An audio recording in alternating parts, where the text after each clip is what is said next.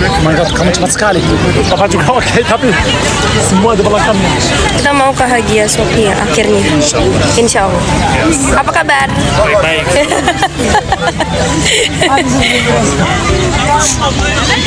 Masih hidup. Masih hidup ya, bener banget.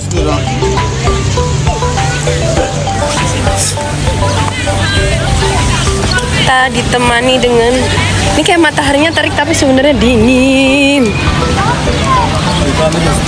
Cuma karena mau sholat jadi aku lepas jaket deh.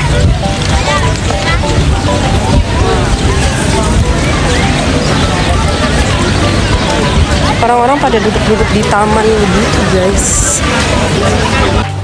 Hagia Sophia ini terletak di Istanbul, Turki, lebih spesifiknya berada di distrik Fatih. Lokasinya juga dekat dengan Masjid Sultan Ahmed. Masih terus berjalan kaki sambil menunggu rombongan. Olivia, What? sebentar. Tunggu Oke. please. Olivia terlalu cepat. Saya ikuti Olivia. Hey, Zaitun. Olivia itu zaitun. olive oil. Saat aku menuju Hagia Sophia, aku melewati Masjid Biru yang terkenal dengan ubin iznik biru mencolok yang menghiasi bagian luarnya, sehingga menjadikannya nama yang populer. Ada fakta-fakta menarik loh tentang Masjid Biru. Dibangun antara tahun 1609 dan 1616 oleh Sultan Ahmed I. Dianggap sebagai salah satu pencapaian terbesar arsitektur Islam. Menampilkan beberapa menara dan kubah bertingkat. Interiornya didekorasi dengan indah dengan ubin yang rumit, kaligrafi, dan jendela kaca patri. Sebuah landmark penting dan tujuan wisata populer di Istanbul. Tiket masuk Hagia Sophia tidak lagi gratis sejak 15 Januari 2024. Saat ini wisatawan asing dikenai biaya sekitar 25 euro atau sekitar 425.000 untuk masuk ke Hagia Sophia. Nah, aku berkunjung ke sini H+1 Lebaran, jadi ramenya udah kayak pasar ya. Untuk masuk Hagia Sophia ini ada pemeriksaan barang dulu, dan setelah itu kita masuk ke Taman Sultan Ahmed. Yeay, halo. Kita udah di Hagia Sophia. Bismillah.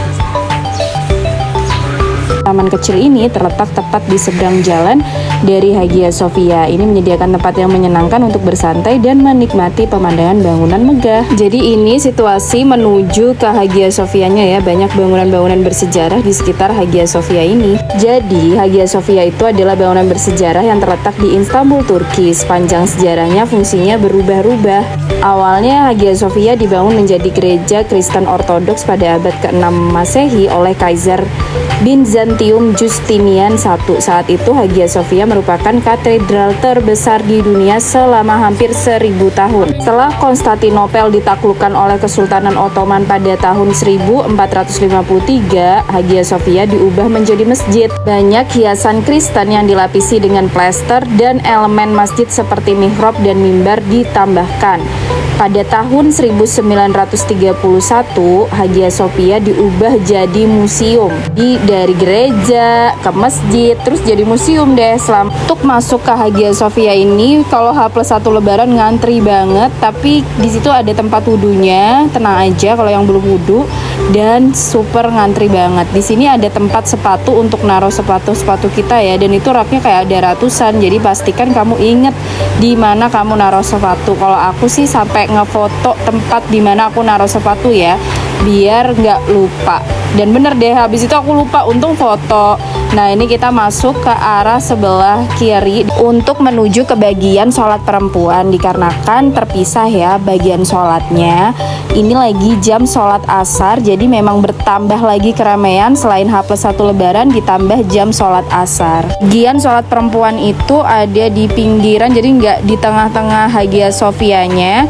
Jadi yang bagian laki-lakinya itu yang bagian Hagia Sophianya. Tapi tenang aja, kita akan lihat bagian yang benar-benar Hagia Sophianya nih, yang biasanya di syuting-syuting orang setelah sholat asar. Singly waktu aku sholat asar duduk di samping anak-anak Turki, dan mereka ngasih aku handphone Google Translate yang isinya, "Hai, kamu manis sekali." Oh my god, ternyata wajah-wajah Indonesia seperti kita ini, dong pesek dan lainnya tetap membuat kita manis. Ini dia adiknya.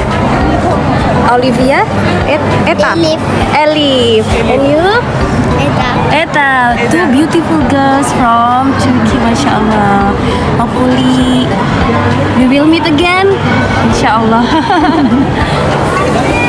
Nah, saking mereka kayak gemes banget mungkin ya, aku tuh sampai dikasih gelang persahabatan dan dibikinin mainan love-lovean kayak gini dari kertas permen. So sweet banget mereka, dan berkali-kali mereka ngajakin juga foto bareng. Oh my god. Aku sangat bersyukur ya dengan banyak pengalaman indah selama di sini. Aku ngerasa kayak disayang banget di sini sama banyak orang yang nggak aku kenal, Masya Allah. Karena aku juga tripnya ini sendirian, ikut travel. BTW arsitekturnya di dalam Hagia Sophia ini indah banget guys. Padahal ini yang di pinggiran-pinggiran ya. Masya Allah banget. Ada burung juga di dalam yang terbang-terbang. Dan ternyata pada tahun 2020 Hagia Sophia ini diubah kembali menjadi masjid. Keputusan ini menuai kontroversi di tingkat internasional.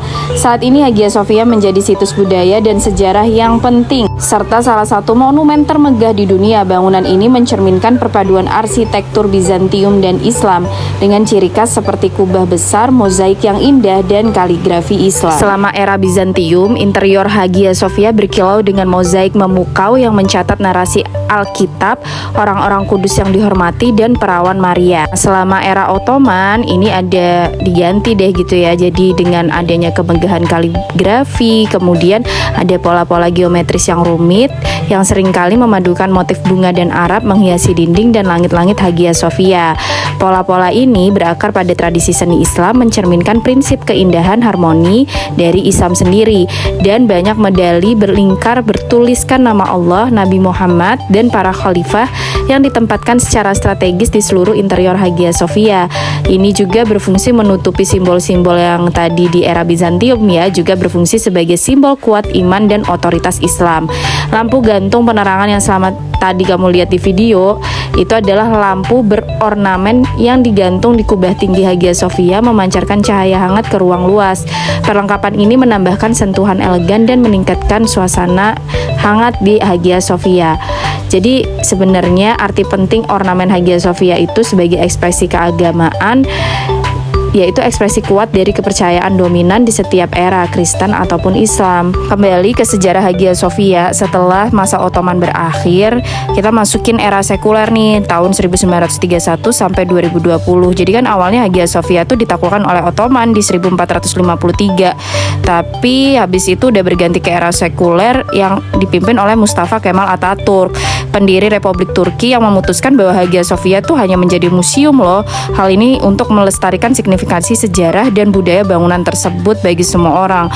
Nah, menurut aku tuh kurang ya gimana ya gitu ya. Alhamdulillahnya perkembangan terkini dari 2020 hingga sekarang itu dikonversi lagi nih jadi ke masjid oleh pemerintah Turki. Nah, hal ini memang memicu perdebatan internasional tentang warisan agama dan pelestarian budaya, tapi I really like this decision actually. Ya, untuk mendapatkan si Hagia Sophia ini tuh nggak main-main. Jadi persiapan Ottoman Sultan Mehmed II yang menaklukkan ini di 1453 untuk merebut ibu kota Bizantium atau Konstantinopel yang sekarang Istanbul itu berinvestasi besar-besaran pada meriam, teknologi baru yang memainkan peran penting gitu. Dia juga membangun benteng besar di Selat Bosporus, sisi Eropa, untuk memutus potensi dukungan angkatan laut untuk Bizantium, membangun banyak benteng dan pertahanan, melakukan pengepungan yang dimulai pada bulan April 1453. Tentara Ottoman yang di sekitar 80.000 orang mengepung Konstantinopel. Pemboman besar-besaran oleh meriam Ottoman menimbulkan kerusakan signifikan pada tembok kota. Kemudian ada pembelaan yang bertekad kuat gitu. Meskipun dengan serangan terus-menerus, Bizantium didukung oleh dukungan Venesia berhasil mempertahankan kota selama berminggu-minggu loh, memperbaiki kayak yang dihancurkan oleh si Ottoman ini. Alhamdulillah jatuhnya Konstantinopel di 29 Mei 1453 pada suatu malam yang menentukan, pasukan Ottoman berhasil mengeksploitasi titik lemah pertahanan dan menembus tembok kota. Setelah pertarungan sengit, Ottoman mengalahkan para pembela dan merebut Konstantinopel. Jadi ini tuh perjuangan yang luar biasa. Jadi sayang banget menurut aku kalau cuma jadikan museum. Thank you buat pemerintahan Turki yang udah menjadikan ini kembali menjadi masjid. Merinding banget dengernya. Semoga Islam kembali ke masa kejayaannya ya. Masya Allah. Yuk jangan lupa berkunjung dan terima kasih sudah menonton video ini. Semoga bermanfaat.